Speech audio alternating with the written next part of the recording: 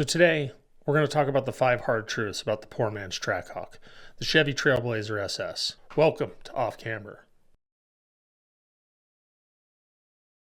It is a super sleeper vehicle that no one even thinks twice about. But it's true. The rumors are true. It can be a 400 horsepower dumpster fire that will absolutely try and kill itself if you buy one without looking at it first. But none of the things that go wrong with it are unfixable. And since we're going to be honest around here about our poor automotive decisions, I'm going to show you exactly where the first $1,000 has to go so you don't turn this thing into a $15,000 parts car. And we're going to talk exactly why you should buy one of these, because they're disappearing and they aren't going to make any more of them.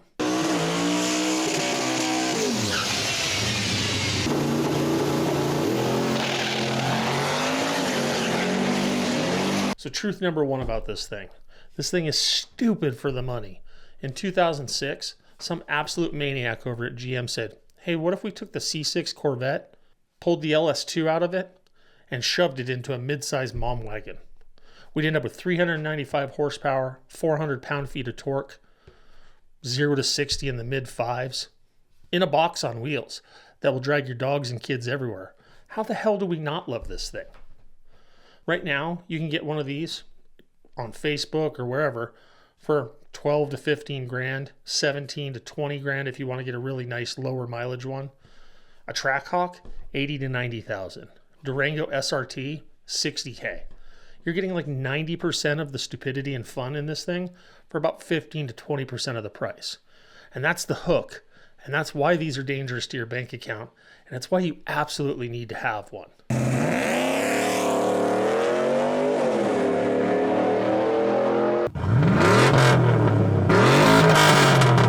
But there's a problem. GM did not give this thing the supporting cast it deserves. It needs some things immediately or it's going to blow up. So let's talk about the thing this needs in order to be a reliable vehicle for you. And that brings us to truth number 2. The transmission is made of like noodles and crackers. I don't know. They made it out of anything but what it should have been made out of. They put a 400 horsepower LS2 in front of a 4L70E that was perfectly happy in a Tahoe taking a kid back and forth to Target or soccer practice. Now it has to drag around basically an angry Corvette with a backpack on. This transmission hates weight. It hates heat. Hell, I think it hates you. You do a couple of hard launches, tow a trailer one time up a hill, and it's already writing its will. These things are famous for the 3.4 accumulator going bad. They can hold tons of torque if they're built right, but they're best left on the street. If you're going to drag race it, maybe you need to think about swapping to another trans. Hey, you may actually want to think about that anyways. 4L80s aren't that much more money. It just becomes a problem with the all-wheel drive system. Everybody with one of these SS's either has a built transmission or a story about how they were just driving it normal when it exploded. Not that I believe that for a minute, but you know. All right, hard truth number 3 about this. The oiling system is actively trying to murder your engine. The all-wheel drive trucks get a front sump pan with a pickup that's in the wrong zip code when you try and launch this thing. You line up next to a Mustang, you stomp it, the truck squats, all of the oil rushes to the back of the oil pan, and your pickup's sitting there going, hello, anyone? I'm thirsty. Next thing you know, you've got a rod knock and a Craigslist ad trying to recoup your money with the good parts you have left. This is absolutely the thing that kills these trucks. Not abuse, not tuning, just bad design choices. But it can all be fixed, and really for not very much money at all. Hey guys, just want to take a quick second. First of all, thank you all for supporting the channel. I appreciate it a ton. It's fantastic having you here. I hope you're enjoying your time here. I'm having a great time making the videos. And if you want to support the channel and make sure that this stuff keeps coming along, the best way you can do that, just make sure you watch all the videos. Make sure you like, comment, subscribe. If you want to do something more, maybe you want to rep Off Camber out in the real world, we got some t-shirts. That's right. I got 3 t-shirts. I know, it's a ton. You're going to have a ton to choose from. It's going to be hard to make a decision, so I suggest buying all 3. You can go to this site right here, the QR code up in the corner. We also have a free Discord server. So that's a good place for everybody to join up. It's free for you guys to join. Link's down in the description. I'll also put the link down here in the bottom of the screen. So head over there. It's a good place for us to talk And we're going to do stuff like talk about upcoming episodes. I'll probably release some outtakes, stuff like that over there. Please join the Discord server and come hang out with us. Another way to support the channel is to go down and join the membership stuff on the YouTube. It's an exclusive membership. I'll put out member-only videos. Then there's also an exclusive link to go to Discord where it's a paying section only. We'll discuss some top secret stuff over there. I don't know what it is that's going to be discussed there, but it'll be top secret. You won't be able to tell anybody else. I'll make you sign NDAs and stuff. It'll be crazy. That's also so I can make money in lawsuits later. No, I'm not really going to do that. But it'll be fun. Come on over, hang out. Again, thanks for watching. I hope you'll subscribe. Let's get back to the video. So hard truth number 4. We're going to call it the $1,000 survival kit. Your first $1,000 is going to go right here. It's not going to go to wheels. It's not going to go to exhaust.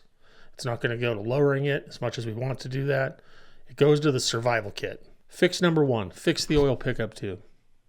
PCM has a pickup tube kit. It relocates the oil pickup to where the oil actually is at when you floor it.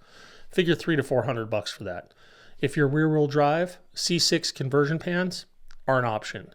Do one of those. If you don't, I'm telling you, you're on borrowed time. All right, fix number 2 is the transmission cooler.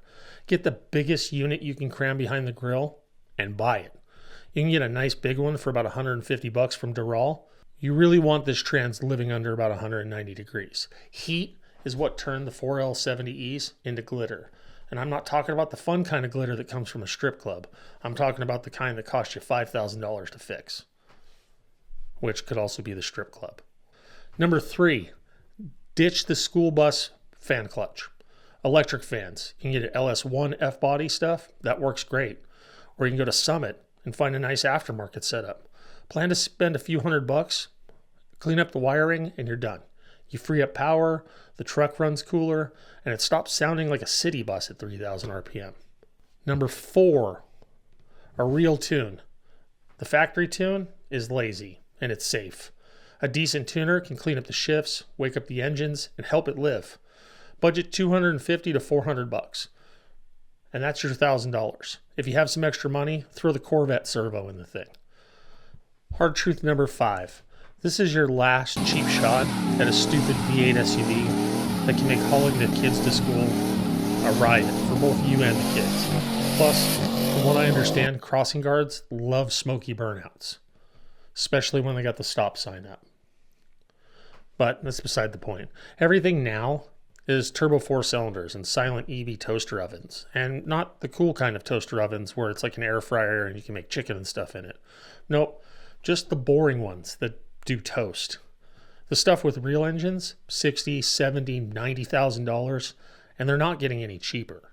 These SS's, they're getting crashed, blown up, turned into drag toys, or just rusting away somewhere. The good ones, going up in price. So yeah, is it a poor decision?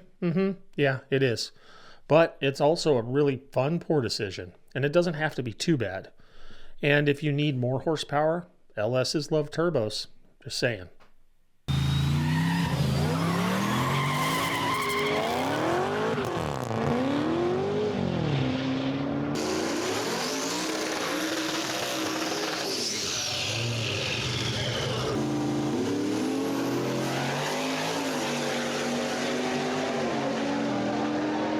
So should you buy a Trailblazer SS?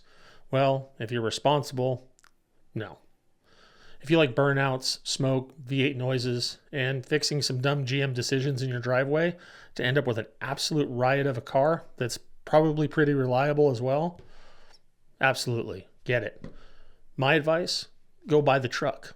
Do the survival kit on it, make it reliable, then spend more money making it your own. Then go make some bad choices at the drag strip. So tell me down in the comments what broke on your first Trailblazer SS, or what you're scared of if you're shopping for one right now. And if you like this type of content, remember to like, comment, and subscribe, and share it with your friends. Then go watch the 5 cheap V8 cars video next, or the 5 cars for 400 horsepower that are under 25 grand. It'll either make you feel better, or maybe worse, I don't know. But thanks for coming. I hope you enjoyed your time here, and I'll see you next time on Off Camera.